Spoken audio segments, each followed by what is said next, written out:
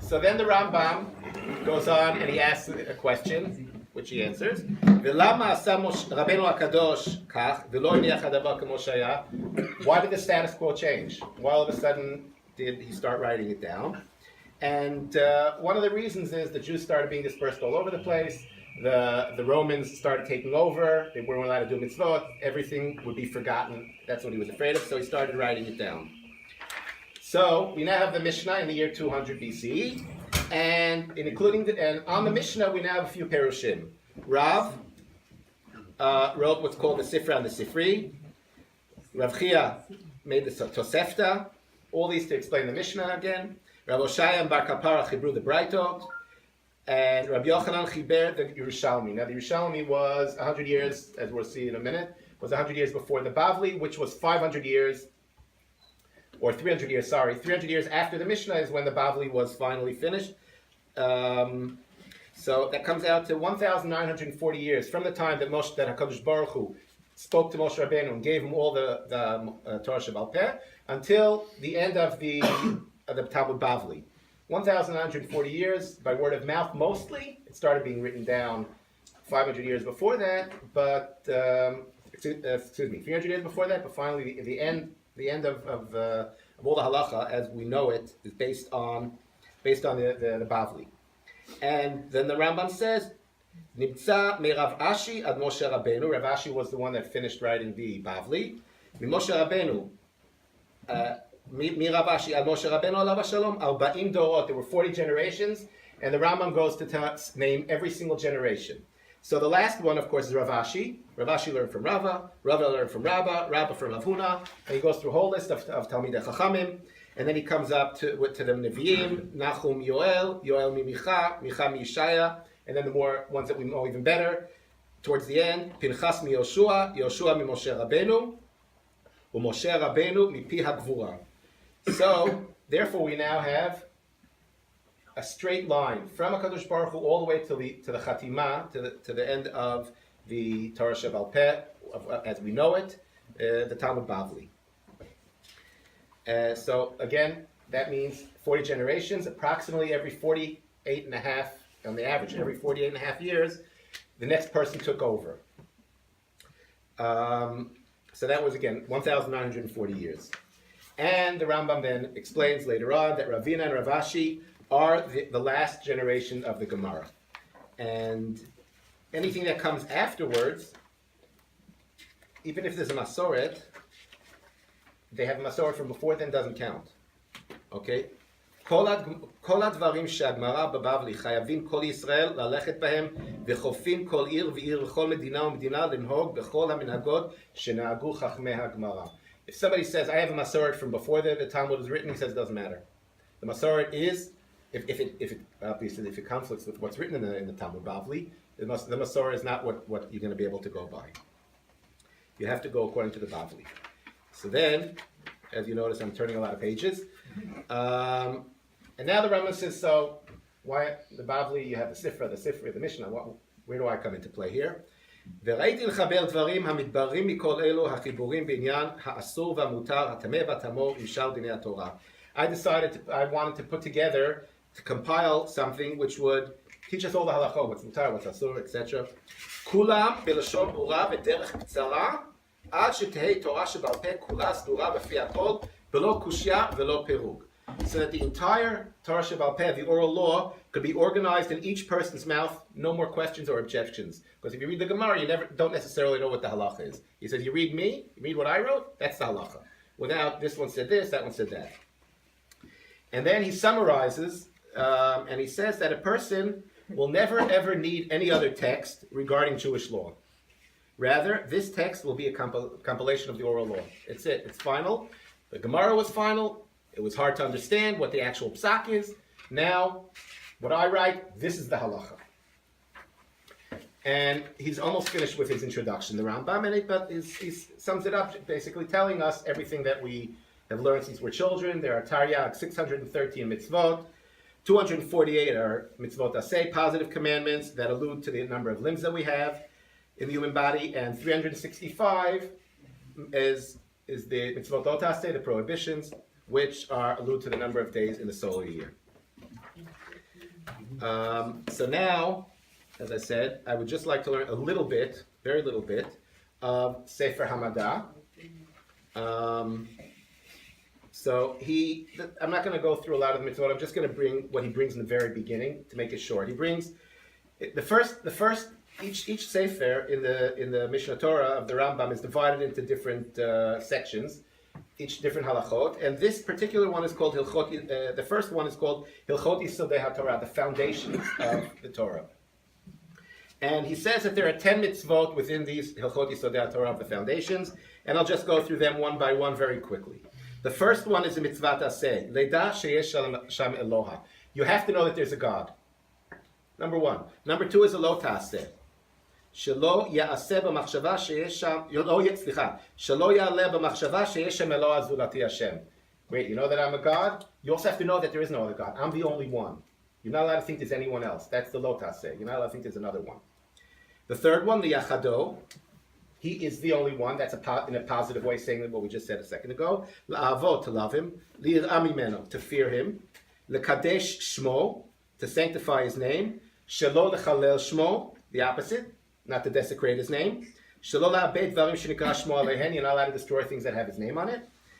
That's number 9. Number 9, so that was number 8. Number 9, l'shmoa min hanavi hamadaber shmo. Once we know that the navi, any prophet is a navi, emet, it's a mitzvah to listen to exactly what he has to say. And number 10 is shalom nasoto. You're not allowed to test Hashem. And those are the first 10 mitzvot, and I'm not going to read much more from this. Now, like I said, I'm going to finish with what I actually finished the whole sivuv. With Sefer Nizakim was the last thing I learned, which is he has 13 prakim in Sefer Nizakim.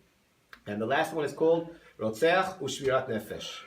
Murder and sustaining life. I'm going to read 3 of the halachot, the first one and the last 2, just so you understand where the Shmirat Nefesh actually comes in here, and a little bit of death is discussed. Okay, Mishe paga b'chavero b'derech uvemtor ovetzet tachat masa'a. A person's walking in the street, and he sees somebody with an animal, and the animal is about to fall down, right, under the big load, under the burden that it has, collapse. Okay, ben shaya aleh masa'ah oila, ben shaya aleh yoter mimasa'ah. It doesn't matter if the animal should have been able to carry that amount, or it was too heavy for him. Either way, harei zeh mitzvah lefrok me'aleh.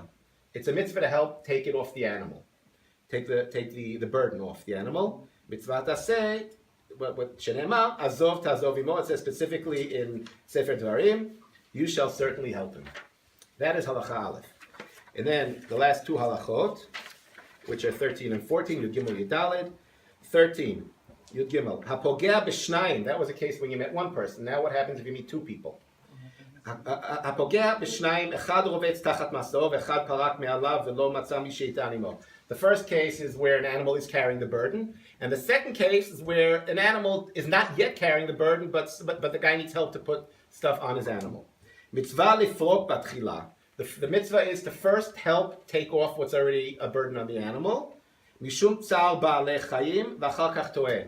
In order that the suffering of the animal that now has the burden on his back should suffer that much less, therefore you take off what's on the back of the animal, and then when it's off, now go help the guy load up his animal and he'll get on his way. So what is this case talking about? Kshayu shnehem son'im ohavim. When both of them hated each other, or both of them, ohavim, could be loved each other, liked each other, when they were equal status as far as this person who happens to meet them on the street is concerned. Aval, here's the clincher, im haya echad soneh ve'echad ohev. There are 2 people that he met up with. One he loves, likes. One he hates. Who should be first? Lit'on, mitzvah lit'onim hasoneh tchila. First, you have to help the person you hate. Why? Kedei lachuf et yitzro. In order that a person should crush, defeat, quash, whatever word you'd like to use, their yetzer hara, their evil inclination.